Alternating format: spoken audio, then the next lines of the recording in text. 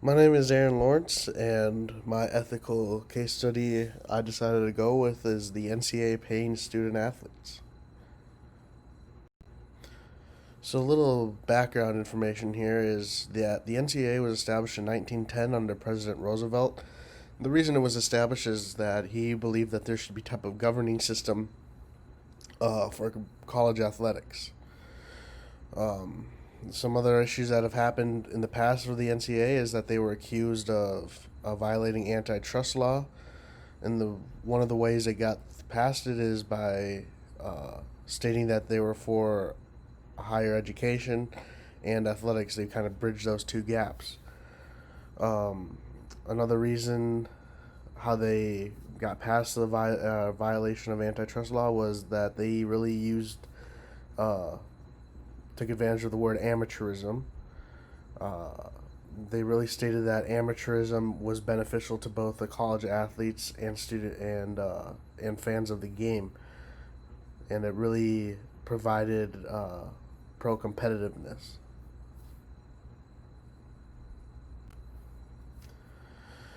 Now the problem stated is that for student athletes is their student athlete schedules.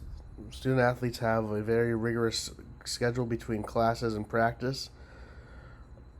Most of the time that the students are unable to work jobs because of the requirements that practice with meetings and pre-practice, athletic training room, more meetings, and actual practice in game week. There's no time for the student athletes to have jobs, which causes a problem with then they don't have any money to spend on necessities such as food and even rent. Another issue is that the NCAA and the college institutions exploit student athletes by making millions of dollars. Student athletes are the entire reason the NCAA even makes money, and student athletics is a big reason how large Division I schools incur revenue. The NCAA was also reported as a nonprofit organization, and their revenue exceeds over 1 billion. A lot of that comes from TV deals and March Madness. Um, but looking at their breakdown in their accounting that was released in 2018, it was they profited still 72 million after all the expenses that they had.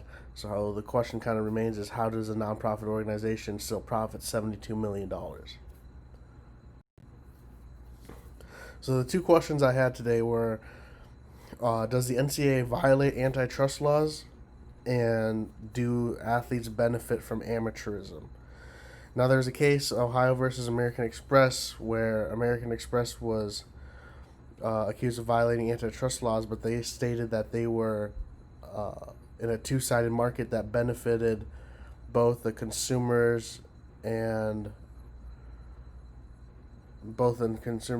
consumers and merchants.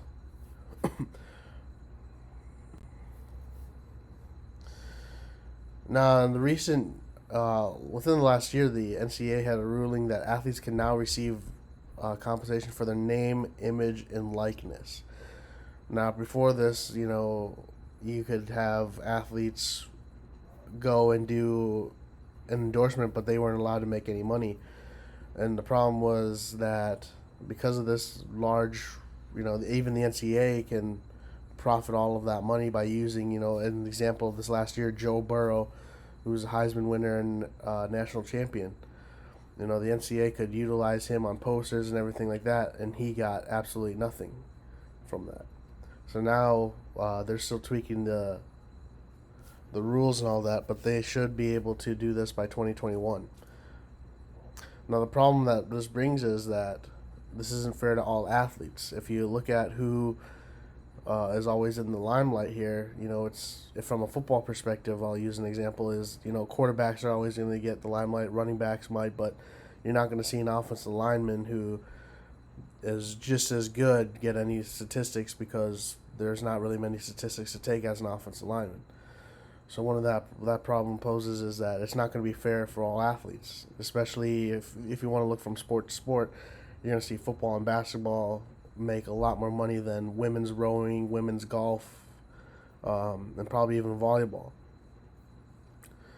Another problem is that this will change the way of recruiting. So recruiting is now going to change from, you know, as a coach, you're trying to sell the school and sell the program, but now you can have boosters start opening their checkbooks to endorse these players a little bit by an example would be Maryland and Oregon are two big powerhouses for Under Armour and Nike, respectively. You know, Phil Knight at Oregon, now he can try to persuade athletes to come by and come to Oregon, and they can write him or he can write them a big fat check. So this is going to entirely change the way recruiting is done by allowing, you know, notable alumni and guys who support the program to use these athletes and to basically persuade them by paying to come. The typical arguments against paying college student athletes. The first one is most common one you hear is that athletes get free tuition as a payment. You know, their payment is a free college education. But what free is actually not really free. You know, they counter most student athletes actually have to pay in football is $3,000 out of pocket, and in if you average every sport, it's $17,000 out of pocket because not all sports are able to offer full ride scholarships. Um, so if you look at that, these athletes are still paying out of pocket, and they aren't able to work an extra job to help pay or supplement that money. Now, the second one of the argument against paying student athletes is that the amateurism benefits the athletes. With that American Express case, the NCAA had to prove that instead of that, the no pay benefits both fans and athletes. The market is actually just a one-sided market for college athletes, and that they had to prove that amateurism only benefits the student athlete. And with this name, image, and likeness that was awarded by the NCAA, amateurism does not benefit student athletes because they're no longer considered amateurs if you can get endorsed.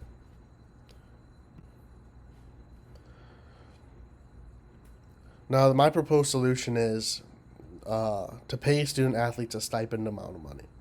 And how that is going to be dictated is going to be based on off conferences.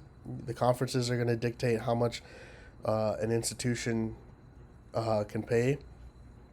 My thought would be $2,000 while the student athlete is in season. But conferences are going to be able to do that because, one, I believe that conferences can find a way to it's going to keep the competitiveness within the conference high or the same because there's not going to be there's not going to be a sway one way or another between a conference rival just because of the pay. And it's also going to challenge the conferences, or between conferences, it's going to challenge them because it's going to open the doors for, hey, we're offering more money here at these schools versus these schools, you know. But if you look at the conference similarities, the Big Ten and SEC make similar amounts of money, and those two are always the ones competing against each other, whereas the Big 12, Pac-10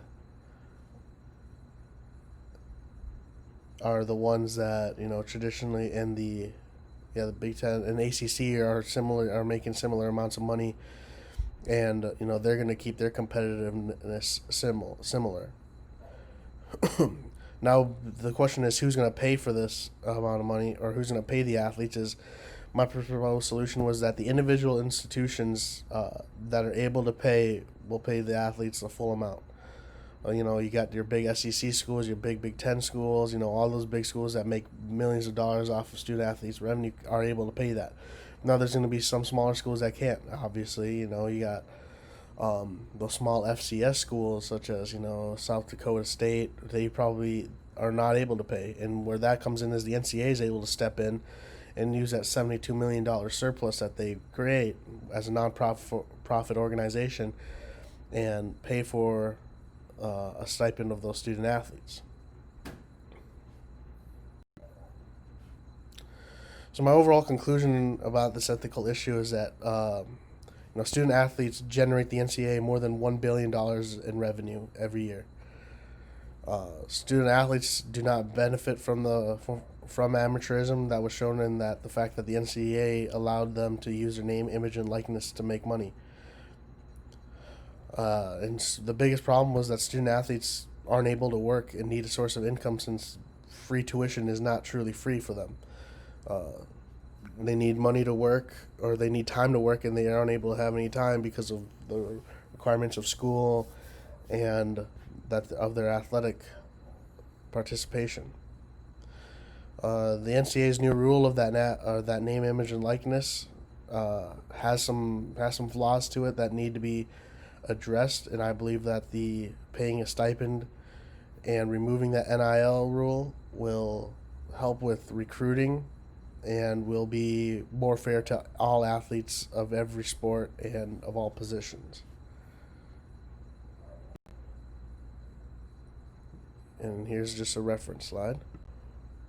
And that's it.